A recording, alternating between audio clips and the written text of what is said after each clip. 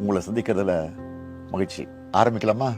எனது உடன்பிறவா தமிழ் பெருங்குடி மக்களே, லட்சக்கணக்கிலே இங்கு கூடியிருக்கும் தாய்மார்களே, தேர்தலில் என்னை வெற்றி பெறச் செய்து விட்டீர்கள். கட்சிக்காரங்க இயக்கத்துக்கு தலைவரானதுனால தலைவர்னு கூப்பிடுறாங்க. என் வெற்றி தாய் குலத்தின் வெற்றி, என் வெற்றி பெண்களின் வெற்றி. இப்ப இருக்கிற இளைய தலைமுறை என்ன அப்பான்னு அழைக்கிறத கேட்கிறப்பவே ரொம்ப ஆனந்தமா இருக்கு. என் வெற்றியை காண பொறுக்காத சிலர் உனது கட்சியின் கொள்கை என்ன என்று கேட்கிறார்கள். என் கட்சியின் கொள்கை என்ன? அதுதான் அப்பாயிசம். அப்பாயிசம் என்றால் என்ன?